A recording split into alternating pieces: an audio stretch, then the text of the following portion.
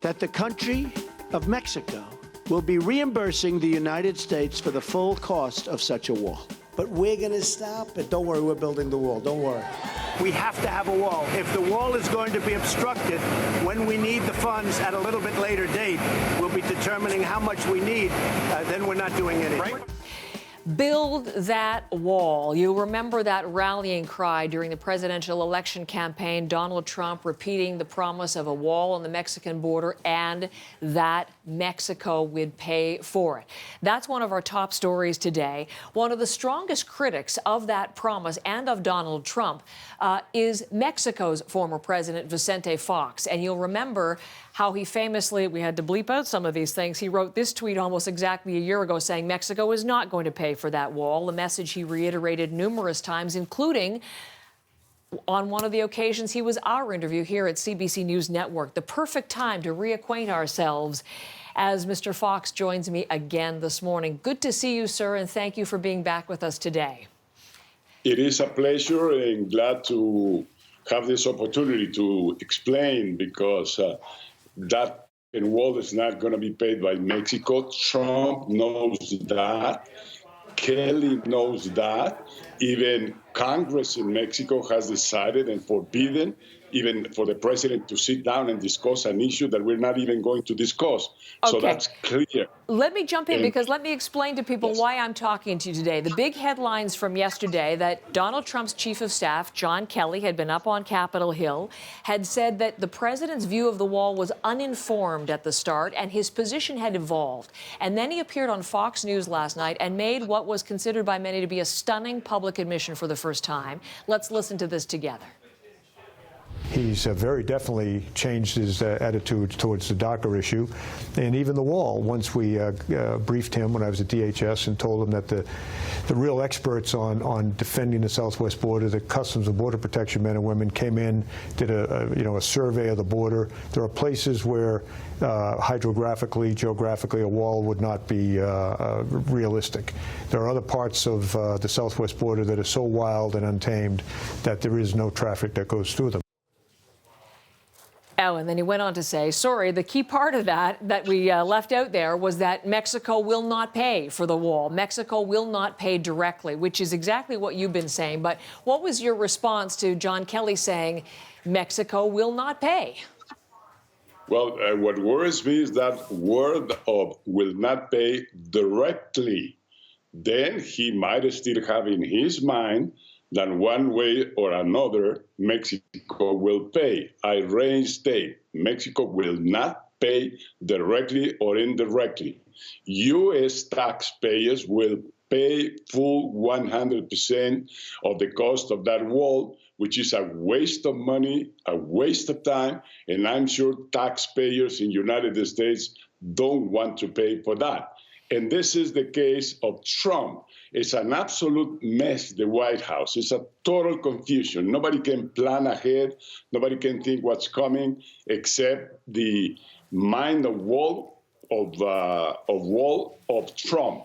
So exactly to your point, Mr. Fox, Congress. sorry, can I just jump in there? Because when you said it's confusion and nobody knows how to react, indeed, there was John Kelly, chief of staff, last night. This morning, we got these tweets. Let's look at these together because he is seemingly directly contradicting his own chief of staff, saying the wall is the wall. It has never changed or evolved in terms of his view. And then going on, he does go in the second part of this tweet to say that the Mexico will, in fact, pay for the wall. So he's not letting it go here. It's crazy. The discipline of a military man like he should be is incredible. He's falling in the trap of this mess, and everybody's pledging at Trump and giving him what he wants. In what nation that is democratic would the parliament, or in this case, Congress, will work on an idea, will work on a public policy only according to whatever Trump is going to accept? It's incredible. The executive branch in this kind of decisions should be totally submitted to the will and decisions of Congress.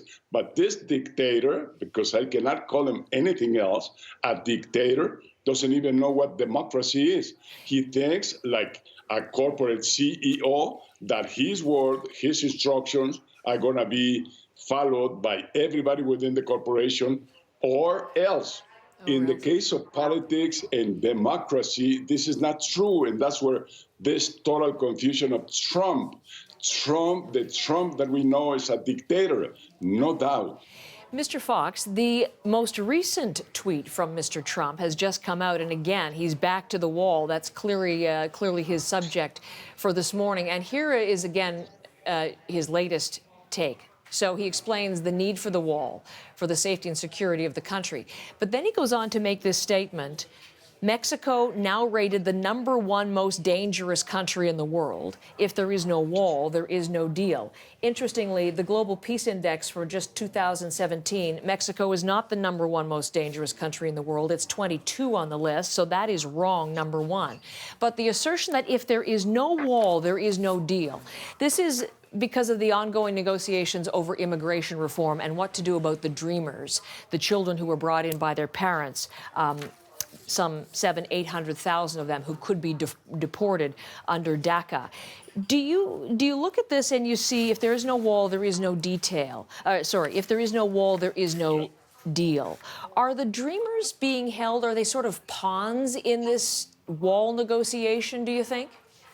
Yeah, he's blackmailing again as a dictator. He calls deal making, but he's imposing his will. And DACA is the most fortunate thing that happened for these 800,000 citizens in United States. And now that they have built up that huge human talent capital, he wants to throw him out. It's stupid. I would welcome any DACA member to come to Mexico. It's going to enrich our nation, but it's totally unfair, unjust. It's an aggression to go against them and to blackmail Democrats that they even withdraw on DACA or he will build the wall. It's stupid, this kind of negotiations. Is this materialistic, unhumanistic Trump's mind that he only sees money and his own success. And finally, Mr. Fox, I want to come back to the second last tweet. We have a lot of material to work with this morning, you and I, and this is the one where he talks about the wall, $20 billion wall, peanuts compared to what Mexico makes from the United States. And his last line is this: NAFTA is a bad joke. That ties in, of course, to another issue before his country and yours and ours, the NAFTA renegotiations. And Donald Trump, as you well know, has threatened to pull the U.S. out of the deal and reiterated that point in an Oval Office interview with Reuters just yesterday, saying that, in fact, they'd get a good deal if they took the U.S. out. That was the best way to renegotiate this thing. So coming back to that, NAFTA is a bad joke, and the threats to pull out from the United States perspective. Canada's going to stay at the table. Mexico has said it will walk away if Trump walks away. As one of the three amigos, sir, you've been down this road before. I mean, what do you think is going to happen with Donald Trump and his threat to withdraw? And is there any future for NAFTA, in your view? It's stupid again what Trump is doing. The first and #1 loser of withdrawing United States economy from NAFTA is United States economy, is global U.S. corporation, Fortune 500 corporations of United States. They have always explained, they have always exposed their position is let's keep NAFTA. And the big losers are going to be farmers in United States, millions of them. They already told Trump, please don't make that big mistake. It's not Mexico making money with the United States. We're trading and we're winning together, Canada, Mexico, and United States. It's a win-win situation. But do you think it has a future? Is it done? Understand economy and economic principles. Every action has a reaction. Mm-hmm. If he gets out of NAFTA, as he did with TCC, good for them. The loser is United States. We're already making deals with China. We're already going down south to buy the grain we need, the corn, the wheat, the sorghum from Argentina, from Brazil, and it happens to be much cheaper, lower cost than buying in the United States. So let him take those decisions. He will pay the price, and U.S. citizens should demand from him results and not the stupid tweeting all day.